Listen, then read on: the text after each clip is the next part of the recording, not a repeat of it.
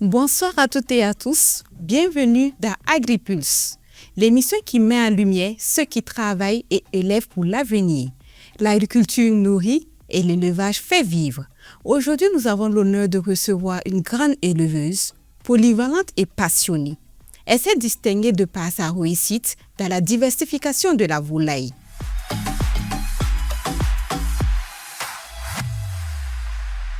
Bonsoir madame. Bonsoir. Veuillez vous présenter s'il vous plaît.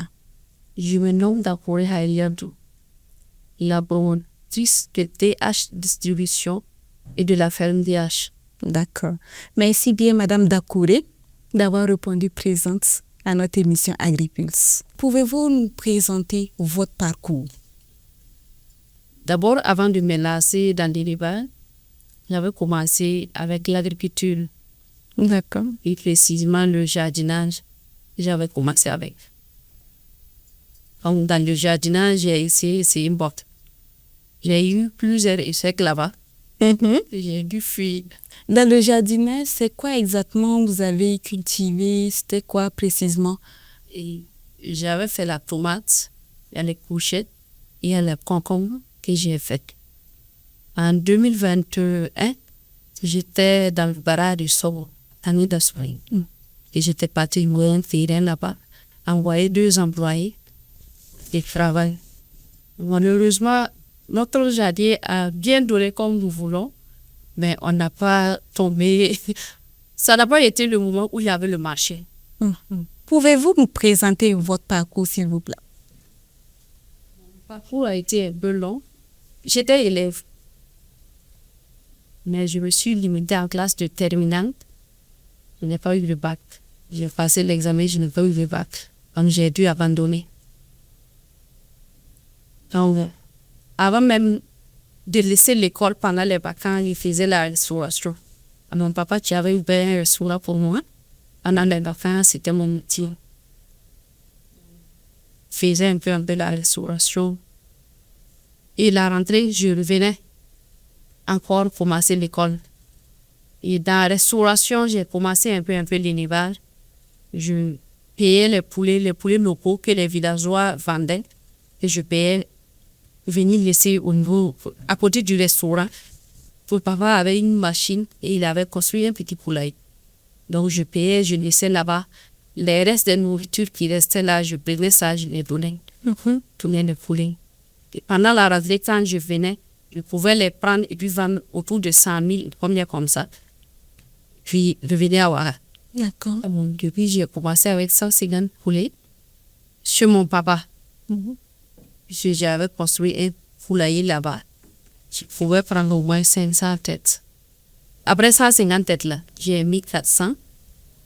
Et après les 400, je suis partie à 500 têtes. D'accord. Donc, au niveau de 500 têtes, que j'ai eu un problème, une maladie qui était survenue. Bon, c'était aussi le début, je n'avais pas trop d'expérience. J'avais suivi des formations, mais l'expérience n'était pas ça aussi.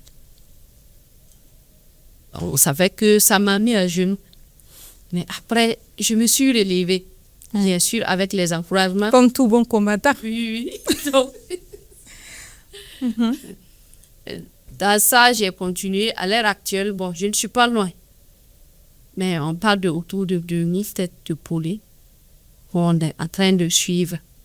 Qu'est-ce qui vous a conduit à diversifier votre élevage? Ce qui m'a conduit à diversifier mon élevage, c'est que en diversifiant, s'il y a un problème ici, on peut remonter la pente de l'autre côté. Prends l'exemple, c'est au niveau des poulets, s'il y a une mortalité. Par exemple, si tu as les tendons, tu peux aller vendre là-bas. Bon, ça ne fait pas récompenser tout, mais tu peux t'élever. Au lieu d'être en genoux et puis essayer de t'élever, c'est compliqué. D'accord. Tu peux... Il y a un échappatoire à côté, quoi. Voilà. Quelle différence majeure constatez-vous entre ces espèces en termes de gestion quotidienne? La différence est que au niveau des poulets, il y a les poulets à court terme dont Donc, ça ne prend pas du temps. Quand les chairs, c'est à court terme.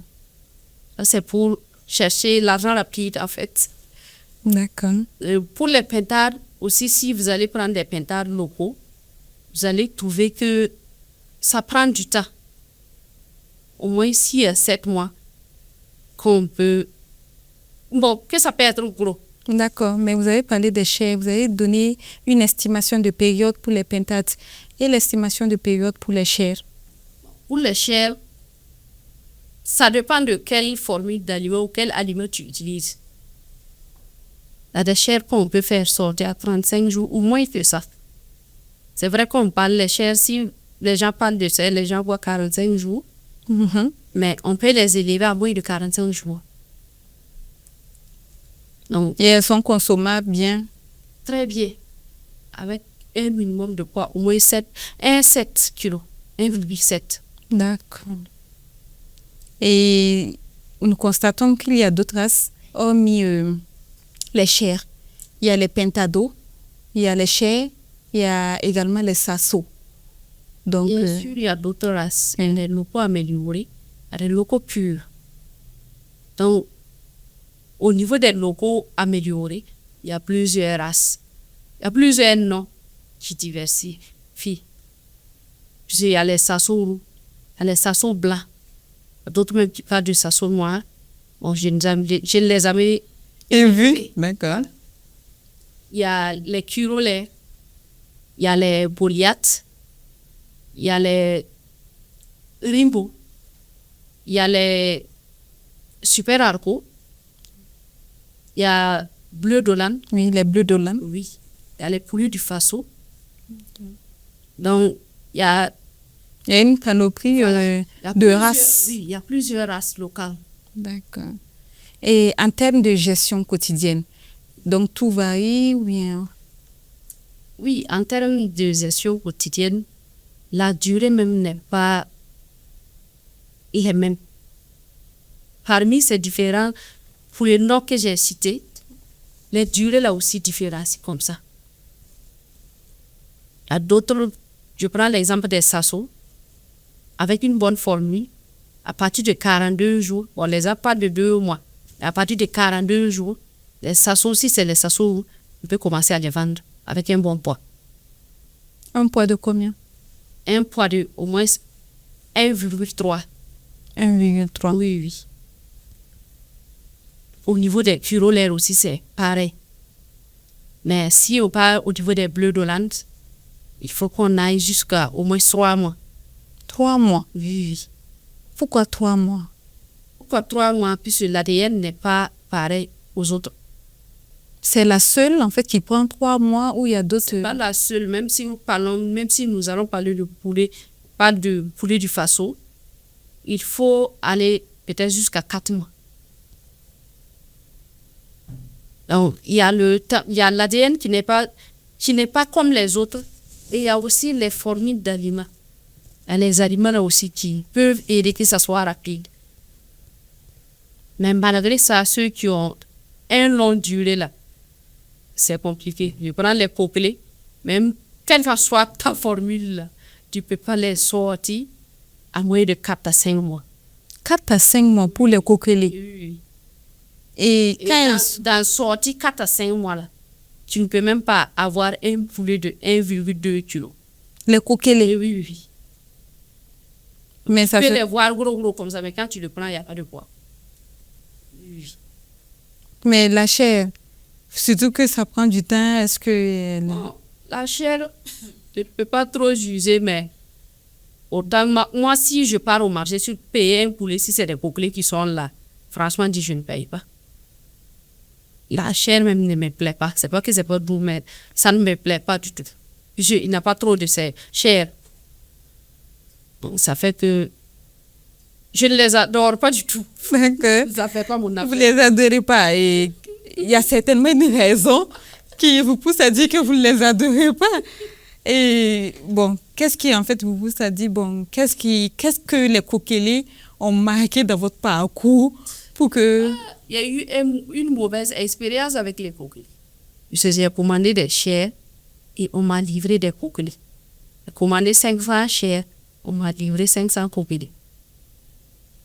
Les deux se ressemblent? Les poussins, pour les distinguer, c'est très difficile. Très difficile.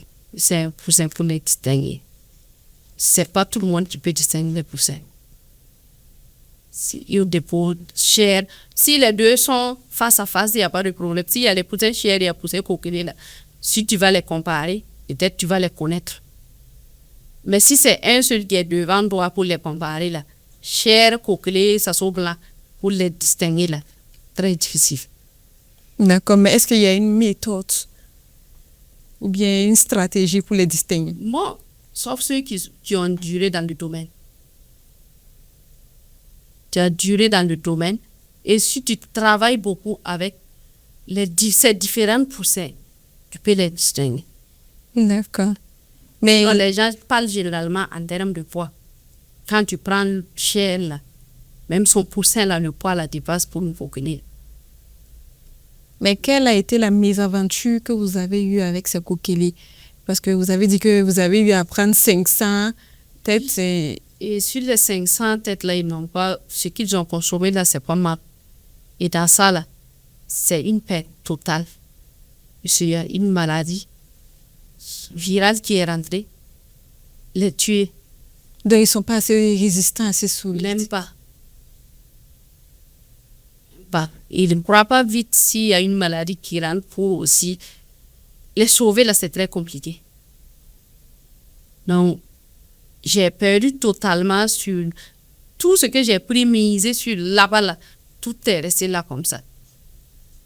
Donc, et dans ça, j'ai poursuivi la personne et jusqu'à présent, j'ai déposé des plaintes. Jusqu'à présent, je n'ai pas eu de ces nouvelles. De un, il m'a même tapé, puis j'ai payé le carton là à 40 000 francs.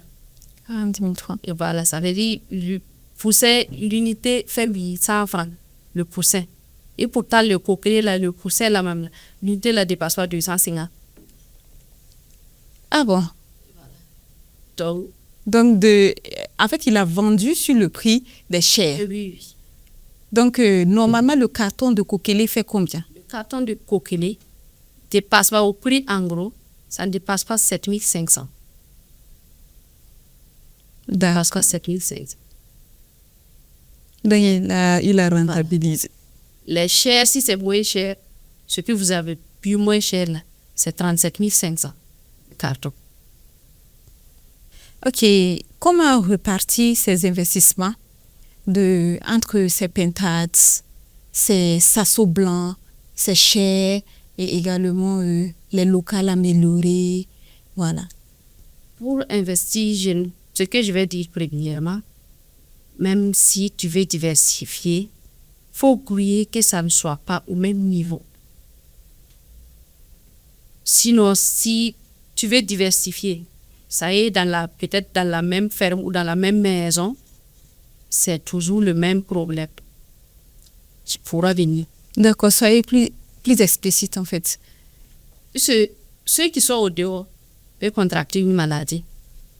Pendant que tu marches au dehors pour rentrer dans le bâtiment, tu peux facilement amener la maladie, la contaminer ceux qui sont dans le bâtiment. D'accord, mais à ce niveau, comment se fait la répartition? C'est grouillé, peut-être clôturé pour chaque espèce. Même si c'est de locaux purs, même si c'est un hangar, tu vas faire les mettre dedans. Et puis tu mets un grillage, les laisser beaucoup d'espace pour qu'ils marchent dedans. Ça aide beaucoup. Les dindons aussi, si tu peux les écarter des poulets, c'est bien aussi. Parce que généralement, les dindons, la maladie des dindons, généralement, c'est la variole. La variole. Oui. Donc, ça peut contaminer les poulets aussi. La variole. Oui. Je pensais que lorsqu'on dit que c'est la maladie des dindons et elles ne peuvent pas contaminer. Pas du tout.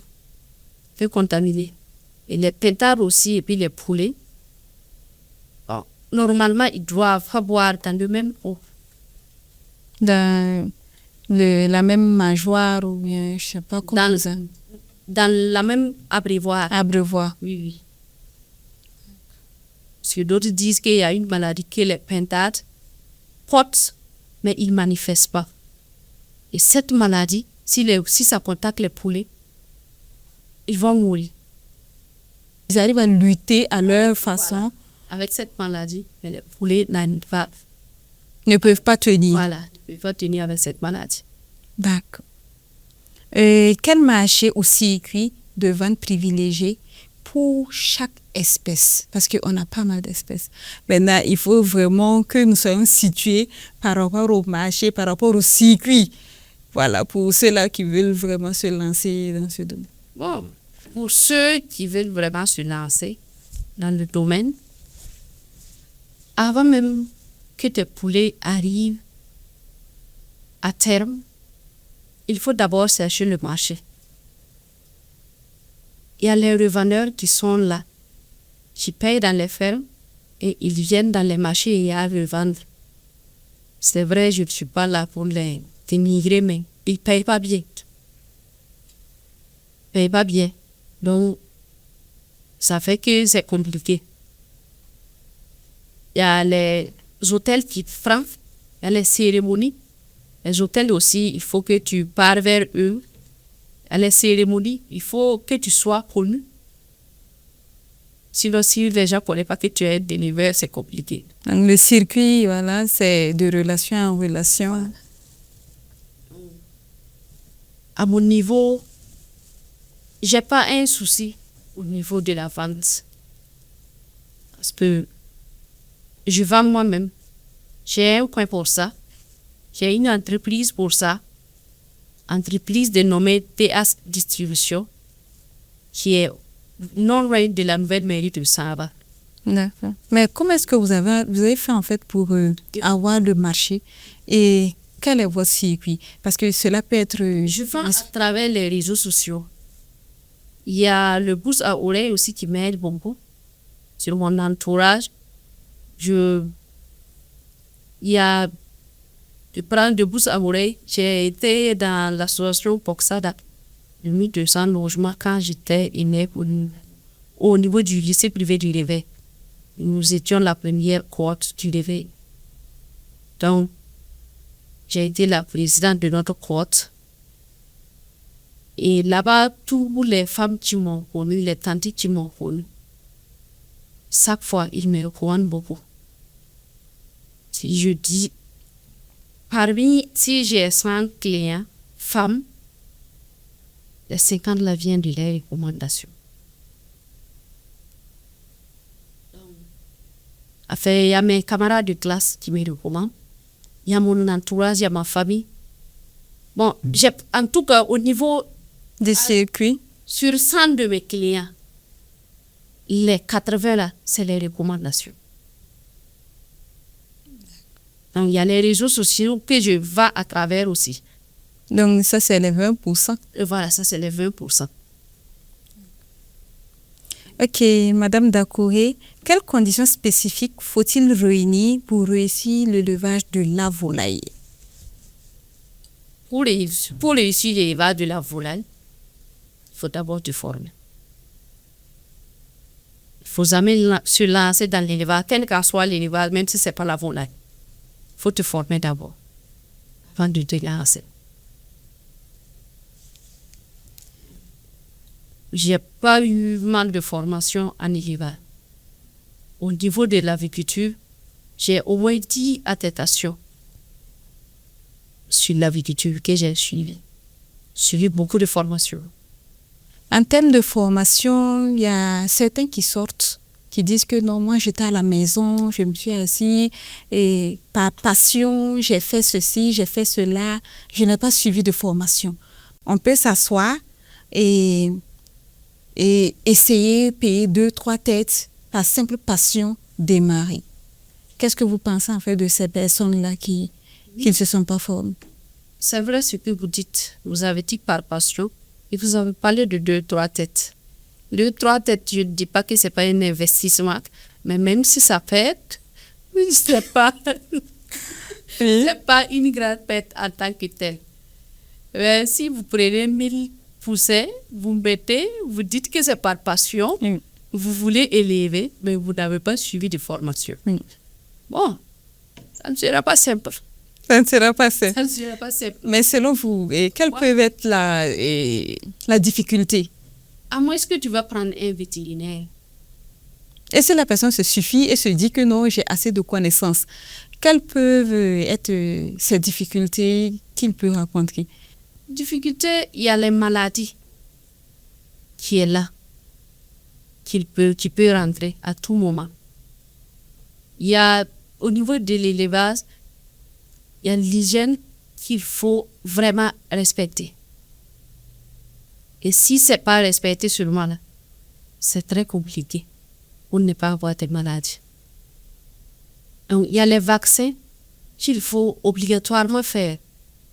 Et si tu t'es pas formé, pour connaître ça, ça sera vraiment compliqué. C'est la passion, mais la passion ne pourra pas te montrer les difficultés que tu pourrais rencontrer. Dedans. Donc, c'est vraiment un appel à lancer à ces personnes-là parce qu'ils se disent en fait que je vais prendre 50 têtes. Ce que j'ai aussi à ajouter là, personne ne suffit en élevage. Même, je ne sais pas que j'ai une grande connaissance en élevage, mais même les professionnels, s'ils vont dire vrai, personne ne se suffit en élevage. Si tu es en élevage, il faut toujours apprendre. Toujours apprendre. Il y a un grand cadre que je ne vais pas dire le nom, qui m'a expliqué son défaite en élevage, qu'il a eu à faire autour de 4000 poulets. Mais c'est une personne qui ne devrait pas, autant pour moi, avoir cette bête-là. Puisque je me dis qu'il connaît mieux. C'est lui qui nous enseigne même. Donc, il ne devrait pas avoir ce problème. Donc, si lui-même, il a eu ce problème et il n'a pas pu trouver de solution, ce n'est pas nous les petits. Et la connaissance en élevage, c'est brouiller que la maladie ne rentre pas. Si ça rentre là, c'est compliqué à soigner. On dit qu'il y a des vaccins par là, il y a des antibiotiques, il y a des produits pour soigner. Je ne veux pas dire que c'est faux, mais c'est pas simple. C'est pas simple. C'est pas simple. D'accord. Et quels sont les besoins particuliers dans la catégorie des poussins chers et des locales, des SASO? En quelques exemples. Quels sont ces besoins particuliers-là? Pas une grande différence. Il n'y a pas une grande différence pour ces poussins-là en termes d'élevage. Au niveau des vaccins, parce que l'autre c'est à long terme, peut-être le quoi améliorer, ceux qui prennent au moins 4 mois. Donc au niveau des vaccins, il faut faire des rappels.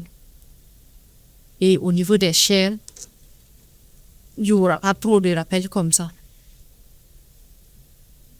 Au niveau des chairs, il n'y a pas... À mon niveau, je ne fais pas beaucoup de vaccins parce que le temps est court. Et si tu administres normalement, pour les normes vétérinaires, un vaccin, il faut au moins 2 semaines pour que la viande soit consommée. Donc, ça fait que pour moi, comme c'est à court terme, je ne fais pas beaucoup de vaccins comme les autres. D'accord. Madame Dakouré, et quelles précautions prendre pour le cas des chairs? Parce que vous avez beaucoup parlé des chairs. Quelles précautions prendre pour les chairs? Et si nous allons aller un peu plus devant, quelles précautions prendre pour les SASO, que ce soit SASO roux, que ce soit SASO blanc et Pentado? La précaution à prendre au niveau des chairs. Les chairs sont très fragiles. S'il y a une petite erreur ou une petite maladie, ils sont très faibles. Surtout en termes de maladie. Ils sont très faibles. Donc, au niveau des SASO, ça va un peu mieux. Au niveau du Pentado aussi, le Pentado surtout est très faible. Le Pentado. Le Pentado. D'accord. Très faible. Pourquoi? En tout cas, le pentado n'est pas aussi résistant qu'un poussin. C'est étant petit. En étant petit, même s'il est grand, le pentade, il ne résiste pas beaucoup. Il est faible. Mais cela est dû. Quoi? Je prends l'exemple. Un pentade, si vous l'attachez comme ça, déposé, si vous lui donnez de l'eau, il ne boit pas. Si vous lui donnez à manger, il ne mange pas. Mais contrairement à une poule, si vous l'attachez déposé, vous lui déposez de l'eau, il boit, vous le déposez à manger, il mange. Donc, c'est comme ce que les mots aussi disent, le pentade, c'est comme un peu. C'est mes parents appelaient ça Terry, donc je l'ai comparé. D'accord. Donc, tu savais que lui, il est faible.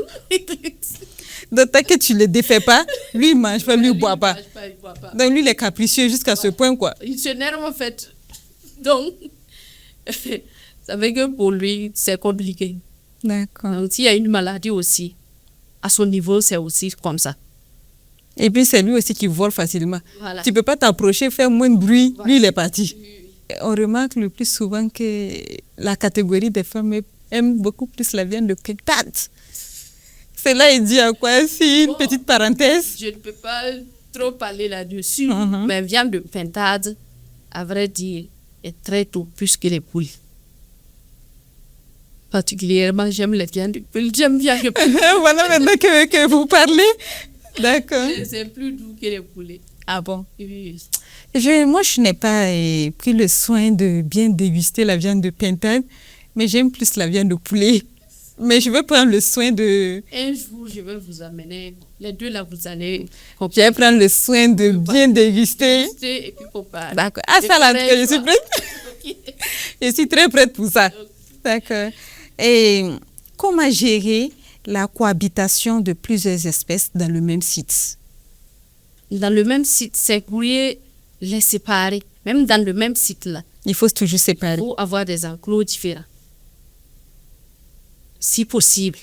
Si possible. Oui. Donc, il n'y a pas, par exemple, local, SASO ne peuvent pas être ensemble. Oh, local amélioré et SASO ne peuvent pas être ensemble. Local amélioré, SASO peuvent être ensemble parce que SASO même c'est local amélioré. Peuvent être ensemble. Et local pur. Local pur, les chairs, c'est un peu compliqué. C'est là un peu compliqué.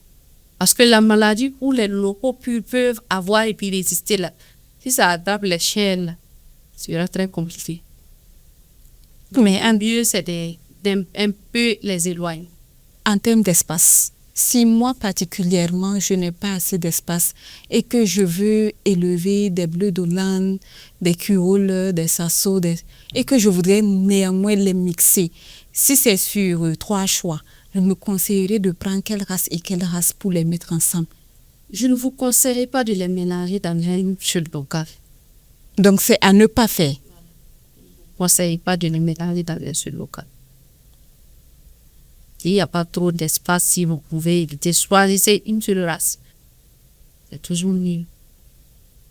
Après ces conseils pratiques, nous allons maintenant passer au témoignage.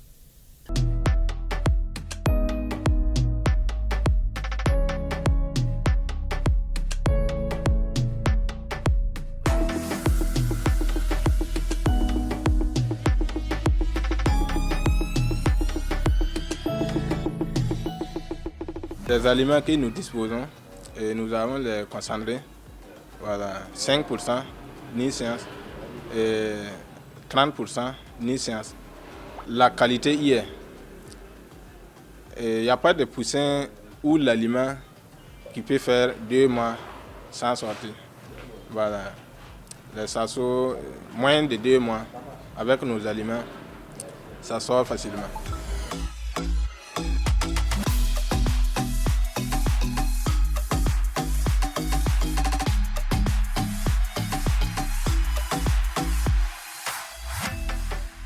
Les races ne sont pas pareilles. Il y a l'aliment pointe et il y a l'aliment chair. Voilà. Et les types d'âge aussi. On a les aliments démarrage, croissance et finition. Voilà, on a les aliments ponte 1, ponte 2. Nos formules sont étudiées, voilà, par des professionnels, voilà, selon les concentrés aussi. Voilà, les 5%, on utilise ça avec des soja et le maïs, voilà, et d'autres matières. Le 30% aussi, c'est le maïs et d'autres matières.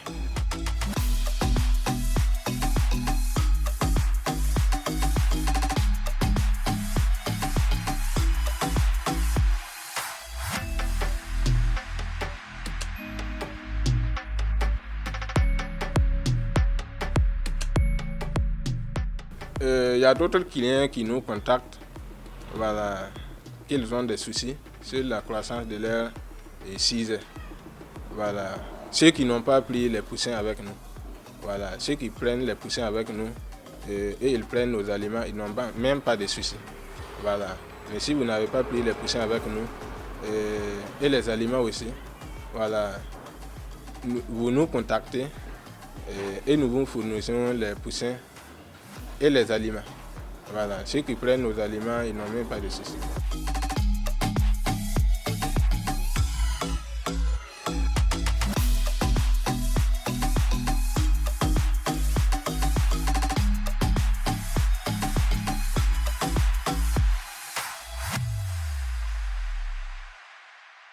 Espérons que ces témoignages vous ont été enrichissants et que vous avez pris bonnes notes.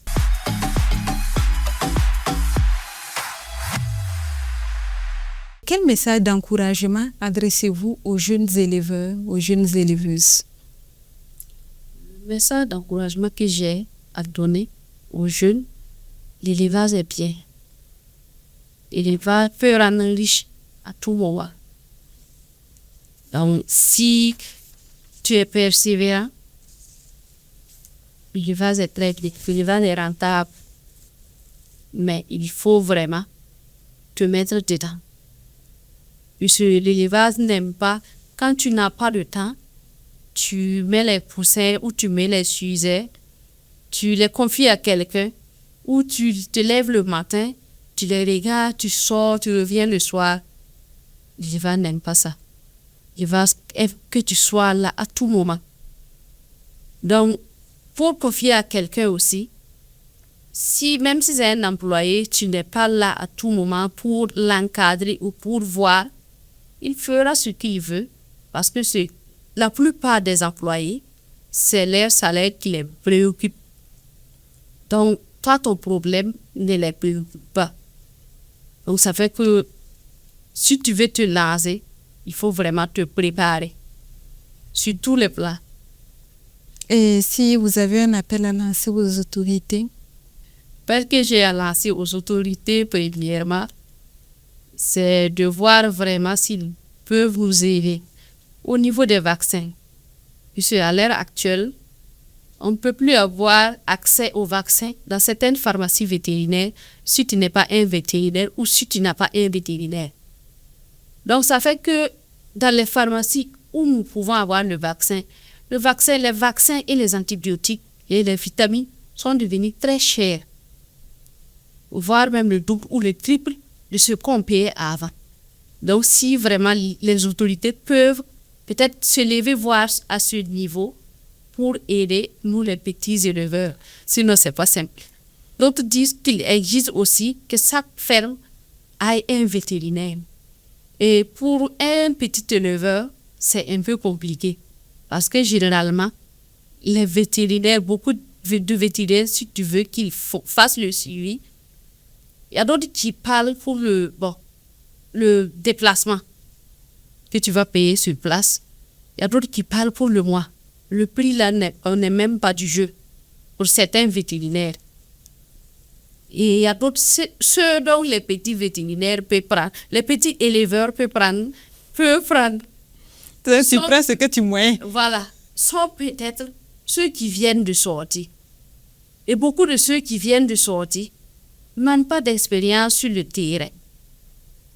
Je ne dis pas tous les vétérinaires, mais j'ai dit ceux qui viennent de sortir de leur formation. Puisqu'ils n'ont pas, ils ont la connaissance pratique, certes, c'est vrai. Mais la pratique là est différente. Et disons la connaissance théorique, du moins. Mais la théorie est différente de la pratique. La réalité du terrain est différente de ce qui est sur papier.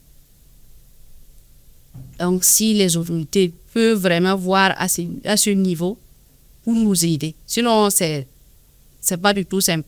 C'est pas du jeu. C'est pas du jeu.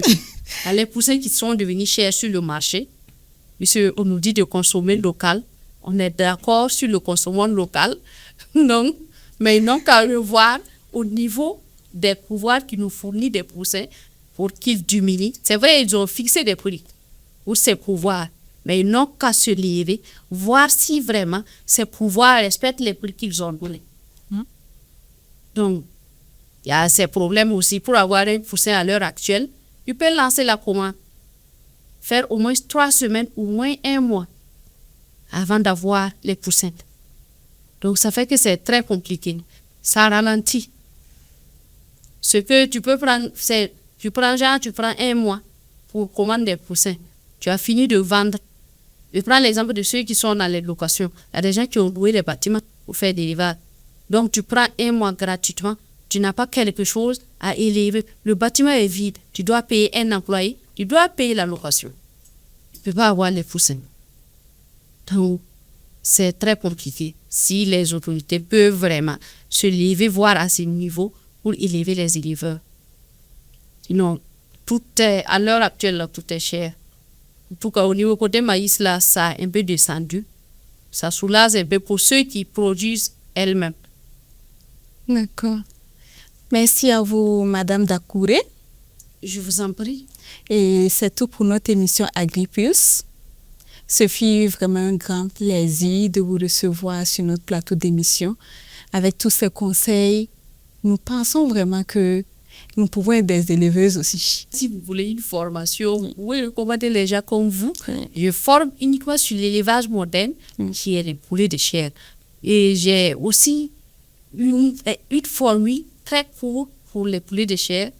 Au niveau de la formation, après la formation, nous donnons la formule gratuitement. Pour tout besoin, vous pouvez nous contacter sur le 74 32 42 71 ou sur le 79 16 10 97. Merci, Madame. Je vous en prie.